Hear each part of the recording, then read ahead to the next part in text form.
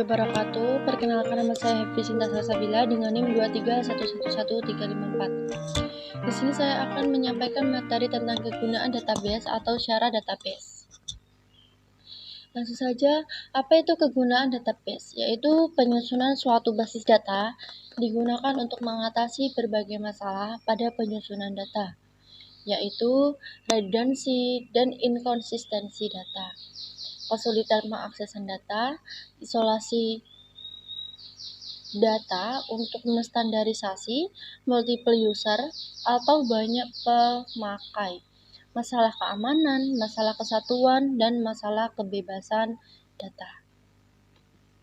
Selanjutnya, di sini ada nomor 1, yaitu redundansi dan inkonsistensi, yaitu data jika berkas-berkas program aplikasi diciptakan oleh seorang program yang berbeda pada waktu yang berselang cukup panjang, maka ada beberapa bagian data akan mengalami penggandaan pada berkas-berkas yang berbeda pula.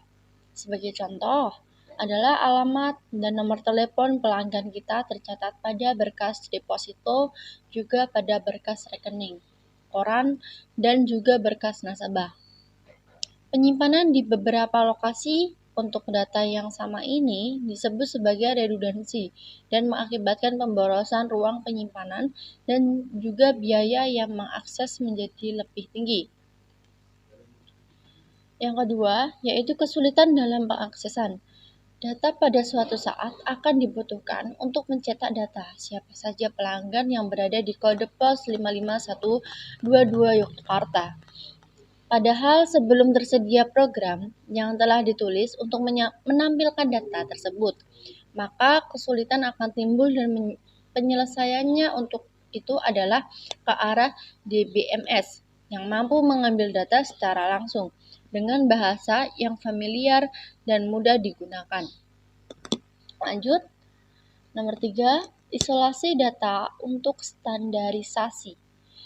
Jika data tersebar dalam beberapa berkas dalam bentuk format yang berbeda, maka akan menyulitkan dalam penulisan program aplikasi untuk mengambil dan menyimpan data. Maka, data dalam satu database harus dibuat satu format sehingga mudah dibuat program aplikasinya. Dapat dibayangkan betapa sulitnya membuat program aplikasi jika data dibuat dalam format teks, berkas Pascal, Basic, C++, dan juga format dari versi Lotus 123. Berarti dari sini semua akses data dilakukan dengan cara yang sama. 4. Multiple user atau banyak pemakai, simultan. Salah satu alasan mengapa database dibangun adalah karena nantinya database tersebut akan digunakan oleh banyak orang dalam waktu yang berbeda, diakses oleh program yang sama tapi berbeda dengan orang dan waktu. Semua ini akan memungkinkan untuk terjadi karena data yang diolah tidak tergantung dan menyatu dalam program, tapi ia terlepas dalam satu kelompok data. Rangka mempercepat semua data guna sistem dan mendapat responsi waktu yang cepat. Beberapa sistem mengizinkan banyak pemakai untuk mengupdate data secara simultan. Selanjutnya, masalah keamanan. Tidak semua pemakai sistem database diperkenankan untuk mengakses semua data. Misalkan, data mengenai gaji pegawai hanya boleh diakses sebagai keuangan dan personalia yang tidak diperkenankan bagai gudang, membaca, dan mengubahnya. Keamanan ini dapat diatur lewat program yang dibuat oleh pemrogram atau fasilitas keamanan sistem operasi. Di samping itu, dengan sistem ini, maka proses backup akan dilakukan. Masalah integritas atau kesatuan. Database berisi berkas yang saling berkaitan. Masalah utamanya adalah bagaimana kaitan antara berkas yang ada. Meskipun diketahui bahwa berkas A berkaitan dengan berkas B, tetapi secara teknis, maka ada medan kunci yang akan mengaitkan kedua berkas tersebut. Yang ketujuh, masalah data independen atau kebebasan data.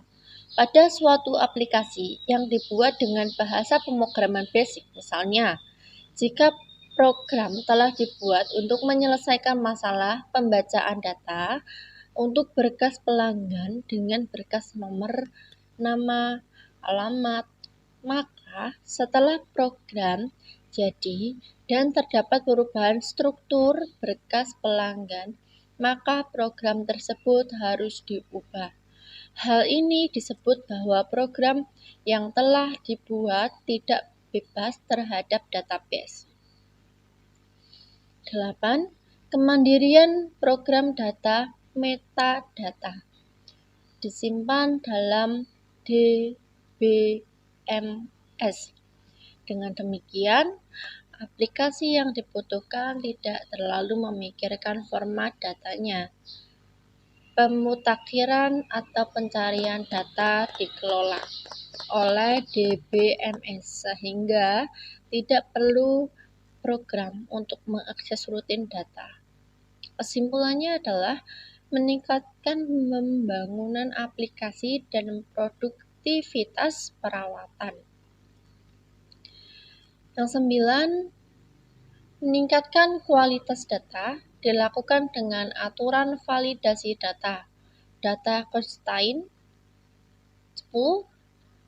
Akses data lebih baik atau responsif dengan menggunakan standar bahasa query atau SQL, maka pengaksesan menjadi jauh lebih cepat.